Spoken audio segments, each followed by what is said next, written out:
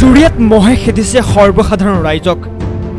জুৰিয়াত ঘৰচিয়া মহৰ আক্ৰমণত আহত 2 পশুধনৰ মৃত্যু। জুৰিয়াত মহে খেদিছে সৰ্বসাধাৰণ ৰাইজক। ইখনৰ পাছত আনখন গাঁৱত সোমাই মানুহ জীৱ-জন্তুক চলাই গৈছে আক্ৰমণ।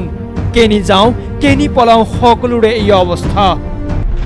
সোমবাৰে নগাঁও জিলাৰ জুৰিয়াৰ বালুচৰত চলিল ঘৰচিয়া মহৰ আক্ৰমণ।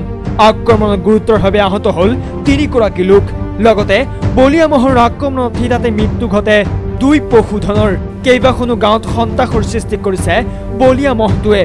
মহৰ আক্ৰমণত গুৰুতৰভাৱে আহত আব্দুল সাত্তাৰ, হাদিজা খাতুন, হল্লুকজানৰ অৱস্থা সংকটজনক হোৱাৰ বাবে উন্নত চিকিৎসাৰ বাবে নগাঁৱলৈ প্ৰেৰণ কৰা হৈছে। বলিয়া মহটোক নিয়ন্ত্ৰণ কৰিবলৈ যথাসময়ত উপস্থিত নহ'ল বন বিভাগ তথা আৰক্ষী প্ৰশাসন, যাৰ ফলত সোমবাৰে দিনজোৰা উন্মাদ মহটোৱে ইখনৰ পিছত সিখন গাঁৱত সন্তাস সৃষ্টি কৰাত নিৰাপত্তাহীনতাত ভুগিছে অঞ্চলটোৰ লোক।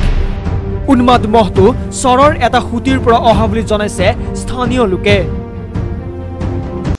মই বজাৰৰ পৰা আহি আছোঁ, পিছফালে মহটো আহি আছে, মইতো দেখা নাই। শব্দ শুনি পেলাই মই দেখি পেলাই লেতুৰ বিল আছে। মহটো ক'ৰ পৰা আহিছিলে?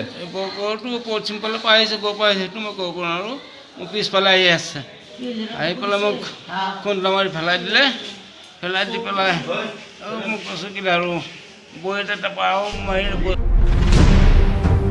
ধিঙৰ পৰা ছাইদুল ইছলামৰ ৰিপৰ্ট, টাইমছ গুৱাহাটী।